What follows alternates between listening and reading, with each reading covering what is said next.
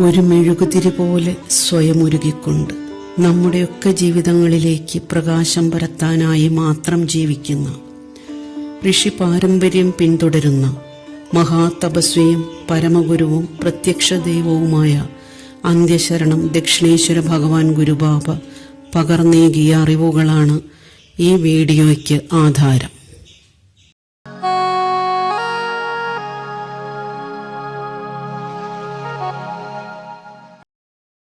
വളരെ പണ്ട് മുതൽക്ക് ഉത്തരായന ദക്ഷിണായന കാലങ്ങൾക്കും ശുക്ലപക്ഷ കൃഷ്ണപക്ഷങ്ങൾക്കും തിഥികൾക്കും ഏറെ പ്രാധാന്യം കൽപ്പിച്ചിരുന്നു. പല ക്ഷേത്രങ്ങളിലെയും പ്രധാന വിശേഷങ്ങളും ഉത്സവങ്ങളും നിശ്ചയിച്ചിട്ടുള്ളത് അയനത്തെയും പക്ഷത്തെയും തിഥികളെയും ഒക്കെ ആസ്പദമാക്കിയാണ്. ഗുരുവായൂർ ഏകാദശി, തൃപ്രയാർ ഏകാദശി, സ്വർഗവാതിൽ ഏകാദശി, വൈക്കത്തഷ്ടമി, ശിവരാത്രി, നവരാത്രിയിലെ ദുർഗാഷ്ടമി, മഹാനവമി, വിജയദശമി എന്നിവയൊക്കെ ഇതിന് ഉദാഹരണങ്ങളാണ്. വിവാഹത്തിനും ദാനത്തിനും ഉത്തമമായി ഗണിക്കപ്പെടുന്ന ഉത്തരായന വൈശാഖ മാസത്തിലെ അക്ഷയ തൃതീയ, പിതൃക്കൾക്ക് ശ്രാദ്ധകർമ്മങ്ങളും ബലികർമ്മങ്ങളും മറ്റും നടത്തുന്ന ദക്ഷിണായനത്തിലെ കർക്കടകവാവും തുലാം വാവും ധനത്രയോദശിയും ഇത്തരത്തിൽപ്പെട്ടതാണ്. എങ്കിലും ചില ക്ഷേത്രങ്ങൾ ക്ഷേത്ര ദേവതകളുടെ ജന്മനക്ഷത്രമായി കരുതപ്പെടുന്ന ദിനങ്ങളിൽ ഉത്സവമോ പൊങ്കാല സമർപ്പണമോ നടത്താറുണ്ട്. അതിനുദാഹരണമായി എടുത്തു പറയാവുന്നത് നമുക്കെല്ലാവർക്കും സുപരിചിതവും ലോകപ്രസിദ്ധിയാർജിച്ചതുമായ ആറ്റുകാൽ പൊങ്കാലയാണ്. കൊടുങ്ങല്ലൂർ ഭരണി, ചെട്ടികുളങ്ങര ഭരണി, ചോറ്റാനിക്കര മകം എന്നീ ക്ഷേത്രോത്സവങ്ങളെയും ഇക്കൂട്ടത്തിൽ പെടുത്താം. ഹിന്ദു പുരാണങ്ങളിൽ അയനം, പക്ഷം, തിഥി ഇവയെക്കുറിച്ച് പരാമർശങ്ങളുണ്ടെങ്കിലും നല്ലൊരു ഭാഗം ഹിന്ദുക്കൾക്കും പ്രത്യേകിച്ച് യുവതലമുറയ്ക്ക് ഇതൊന്നും അത്ര പരിചിതമല്ല, അറിയാനുള്ള ശ്രമങ്ങളുമില്ല. എന്തായാലും ഹൈന്ദവ ആചാര അനുഷ്ഠാനങ്ങളിൽ നിർണായക സ്വാധീനമുള്ള അയനം, പക്ഷം, തിഥികൾ എന്താണെന്ന് നോക്കാം. ഇവ 3 ഭാഗങ്ങളായി തിരിച്ച് 3 വീഡിയോകളിലായാണ് പരിചയപ്പെടുത്തുന്നത്. 1-ാം ഭാഗത്തിൽ അയനങ്ങളും 2-ാം ഭാഗത്തിൽ പക്ഷങ്ങളും 3-ാം ഭാഗത്തിൽ തിഥികളുമാണ് വിഷയം. ഉത്തരായനവും ദക്ഷിണായനവും എന്തെന്ന് നോക്കാം. സ്കൂൾ പാഠപുസ്തകങ്ങളിൽ നിന്ന് ഉത്തരായന ദക്ഷിണായനങ്ങളെക്കുറിച്ച് സാമാന്യമായെങ്കിലും പഠിച്ചിട്ടുണ്ടാവും. മഹാഭാരത കഥയിൽ ഭീഷ്മരുടെ പതനം പറയുമ്പോൾ ഉത്തരായനത്തെക്കുറിച്ച് സൂചനയുണ്ട്. മഹാഭാരത യുദ്ധത്തിൽ ശിഖണ്ഡിയെ മുൻനിർത്തി വീഴ്ത്തപ്പെട്ട ഭീഷ്മർ അർജുനൻ തീർത്ത ശരശയ്യയിൽ ഉചിതകാലം കാത്തുകിടന്നു. പിതാവായ ശന്തനു മഹാരാജാവിൽ നിന്ന് സ്വച്ഛന്ത മൃത്യു, അതായത് ആഗ്രഹിക്കുമ്പോൾ മാത്രം മരണം വരിക്കാമെന്ന വരം നേടിയ ഭീഷ്മർ മോക്ഷപ്രാപ്തിക്ക് ഉത്തമമായ ഉത്തരായനമാകുന്നതുവരെ ശരശയ്യയിൽ കിടന്നതായാണ് കഥ. ഈ കഥ ഉത്തരായന മഹത്വത്തെ സൂചിപ്പിക്കുന്നുണ്ടല്ലോ. ഉത്തരായനത്തിൽ മരണമടഞ്ഞാൽ മോക്ഷപ്രാപ്തി ഉണ്ടാകുമെന്നാണ് വിശ്വാസം. ദക്ഷിണായനം, ഉത്തരായനം ഇവയിൽ 2 പദങ്ങളുണ്ട്. ദക്ഷിണ പ്ലസ് അയനം ദക്ഷിണായനവും ഉത്തര പ്ലസ് അയനം ഉത്തരായനവുമാണ്. അയനം എന്നാൽ യാത്ര, സഞ്ചാരം. ആരുടെ സഞ്ചാരമാണ്? സൂര്യന്റെ സഞ്ചാരം. എങ്ങോട്ടേക്കാണ് സൂര്യൻ സഞ്ചരിക്കുന്നത്? ഭൂമിയുടെ ഉത്തരഭാഗത്തേക്കും, അതായത് വടക്ക് ഭാഗത്തേക്കും, ദക്ഷിണ ഭാഗത്തേക്കും, അതായത് തെക്ക് ഭാഗത്തേക്കും.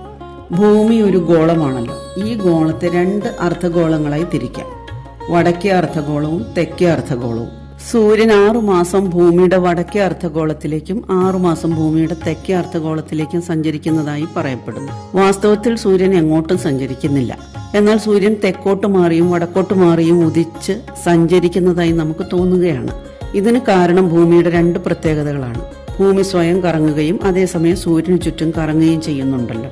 ഭൂമി സ്ഥിതി ചെയ്യുന്നത് നേരെ കുത്തനെയല്ല, 23.5 ഡിഗ്രി ചരിഞ്ഞിട്ടാണ് സ്ഥിതി ചെയ്യുന്നത്. ഗ്ലോബ് കണ്ടാൽ ഇത് ശരിക്കും വ്യക്തമാകും. ഈ 23.5 ഡിഗ്രി ചരിവാണ് ഉത്തരായന ദക്ഷിണായന സങ്കല്പത്തിന് ഒരു കാരണം. 2ാമത്തെ കാരണം ഭൂമി സൂര്യനെ ഭ്രമണം ചെയ്യുന്നത് ശരിക്കും വൃത്താകൃതിയിലല്ല, അണ്ഡാകൃതിയിലാണെന്നതാണ്. ഏതാണ്ട് ഓവൽ ഷേപ്പിലാണ്. ഈ 2 പ്രത്യേകതകൾ കാരണം ഭൂമി സ്വയം കറങ്ങിക്കൊണ്ട് സൂര്യന് ചുറ്റും ഭ്രമണം ചെയ്യുമ്പോൾ 6 മാസക്കാലത്തോളം സൂര്യൻ വടക്കോട്ട് മാറി ഉദിച്ച് സഞ്ചരിക്കുന്നതായും 6 മാസം തെക്കോട്ട് മാറി ഉദിച്ച് സഞ്ചരിക്കുന്നതായും തോന്നും. ഇങ്ങനെ ഏത് ദിക്കിലേക്ക് സഞ്ചരിക്കുന്നതായി തോന്നുവോ ആ ദിക്കിനെ ചേർത്താണ് സൂര്യന്റെ സഞ്ചാരത്തിന് പേരുണ്ടായത്. സൂര്യൻ വടക്കോട്ട് മാറി സഞ്ചരിക്കുന്ന കാലം ഉത്തരായന കാലവും തെക്കോട്ട് മാറി സഞ്ചരിക്കുന്ന കാലം ദക്ഷിണായന കാലവും. ഓരോ അയനത്തിലും, അതായത് ഓരോ 6 മാസത്തിലും 3 ഋതുക്കൾ വീതം 6 ഋതുക്കൾ ഒരു വർഷത്തിലുണ്ട്. ഒരു ഋതു എന്നാൽ 2 മാസമാണ്. ഋതു എന്ന് പറയുന്നത് കാലാവസ്ഥയുടെ അടിസ്ഥാനത്തിൽ വിഭജിക്കപ്പെട്ട കാലയളവാണ്. സീസൺ എന്ന് ഇംഗ്ലീഷിൽ പറയും. ഇതിന് കാരണവും ഭൂമിയുടെ 23.5 ഡിഗ്രി ചരിവാണ്. ഇതിനാൽ ഭൂമിയുടെ 2 അർദ്ധഗോളങ്ങളിലേക്കും സൂര്യപ്രകാശം പതിക്കുന്നതിൽ വ്യത്യസ്തതയുണ്ട്. നേരെയും ചരിഞ്ഞുമൊക്കെയായി പതിക്കുമ്പോഴത് കാലാവസ്ഥാ വ്യതിയാനത്തിന് കാരണമാകുന്നു. കേരളത്തിൽ പൊതുവെ വേനൽക്കാലവും വർഷകാലവും മാത്രമേ പറയുന്നുള്ളൂവെങ്കിലും 2 മാസം വീതമുള്ള വസന്തം, ഗ്രീഷ്മം, വർഷം, ശരത്ത്, ഹേമന്തം, ശിശിരം എന്നിങ്ങനെ 6 ഋതുക്കളായി ഒരു വർഷം വിഭജിക്കപ്പെട്ടിട്ടുണ്ട്. സൂര്യന്റെ ഈ 2 അയനങ്ങളുടെ പ്രാധാന്യവും അവയ്ക്ക് നമ്മുടെ ജീവിതത്തിലുള്ള സ്വാധീനതയും എങ്ങനെയെന്ന് നോക്കാം. ഉത്തരദിക്ക്, അതായത് വടക്ക് ദിക്ക്, ഐശ്വര്യത്തിന്റെ ദിക്കാണ്. ധനേശനായ കുബേരനാണ് ഈ ദിക്കിന്റെ അധിപൻ. ഉത്തരായനം തുടങ്ങുന്നത് മകരസംക്രമത്തോടെയും അവസാനിക്കുന്നത് കർക്കടക സംക്രമത്തോടെയുമാണ്. ഇംഗ്ലീഷ് കലണ്ടർ പ്രകാരമാണെങ്കിൽ ജനുവരി മധ്യം മുതൽ ജൂലൈ മധ്യം വരെയുള്ള 6 മാസമാണ് ഉത്തരായനം. ദക്ഷിണായനം തെക്ക് ദിക്കിലേക്കുള്ള സഞ്ചാരമാണ്. അധോഗതിയുടെയും ഐശ്വര്യഹാനിയുടെയും ദിക്കാണ് തെക്ക് ദിക്ക്. അധിപൻ കാലനാണ്. മരണപ്പെടുന്നതിന് തെക്കോട്ടെടുക്കുക എന്ന് പറയാറുണ്ടല്ലോ. തെക്കോട്ട് തലവെച്ച് ഉറങ്ങണമെന്ന് പറയുന്നത് ഉണരുമ്പോൾ വടക്ക് ദിക്കിന്റെ ദർശനം കിട്ടുന്നതിനായാകണം. ഉത്തരായനം ശുഭകരമെങ്കിൽ ദക്ഷിണായനം അശുഭകരമാണത്രേ. ഇംഗ്ലീഷ് കലണ്ടർ പ്രകാരം ജൂലൈ മധ്യത്തിലെ കർക്കടക സംക്രമത്തോടെ തുടക്കം കുറിക്കുന്ന ദക്ഷിണായനം സമാപിക്കുന്നത് ജനുവരി മധ്യത്തിലാണ്. കർമ്മജയം, കാര്യലബ്ധി, ഉദ്ദിഷ്ടകാര്യസിദ്ധി, സമ്പൽ സൗഭാഗ്യസിദ്ധി, ഐശ്വര്യം തുടങ്ങിയ ശുഭകർമ്മങ്ങളുടെ കാലമാണ്, അല്ലെങ്കിൽ ഇവയ്ക്ക് ഉചിതകാലമായി കരുതപ്പെടുന്ന കാലമാണ് ഉത്തരായനം. ദേവന്മാരുടെ പകലാണ് ഉത്തരായനമെങ്കിൽ അധോഗതി, പടുതോൽവി, അകാരണമോ അവിചാരിതമോ ആയ പല നിറത്തിലുള്ള നാശനഷ്ടങ്ങളുടെ കാലമായ ദക്ഷിണായനം ദേവന്മാരുടെ രാത്രിയാണ്. ദേവതാപ്രധാനമായ ഉത്തരായനം വിവാഹങ്ങൾക്കും ദാനങ്ങൾക്കും ക്ഷേത്രോത്സവങ്ങൾക്കും ശുഭകരമെങ്കിൽ കാലദേവന്മാരുടെ രാത്രിയായ ദക്ഷിണായനം പിതൃക്കൾക്ക് ആത്മശാന്തി കർമ്മങ്ങൾ നടത്താൻ അനുയോജ്യമായാണ് പറയുന്നത്. പകലിന് ദൈർഘ്യമേറുന്ന ഉത്തരായനം പോസിറ്റിവിറ്റിയുടെ കാലമാണെങ്കിൽ രാത്രിക്ക് ദൈർഘ്യമേറുന്ന ദക്ഷിണായനം നെഗറ്റിവിറ്റിയുടെയും കാലമാണ്. ചുരുക്കത്തിൽ ഉത്തരായനം പൊതുവെ ശുഭകരവും ഐശ്വര്യപ്രദായകവുമാണെങ്കിൽ ദക്ഷിണായനം പൊതുവെ അശുഭകരവും വിനാശകരവുമാണെന്ന് പറയാം. എന്നുവെച്ച് ശുഭകാര്യങ്ങൾ ചെയ്യാൻ ഉത്തരായനമാകട്ടെ എന്ന് ചിന്തിച്ചു മാറ്റിവെക്കുന്നത് പ്രായോഗികമല്ല. കാലമോ പോവുകിൽ പോയി കരുതി ജോലി ചെയ്യുക നീ എന്ന കവിവാക്യമാണ് ഇവിടെ യുക്തം.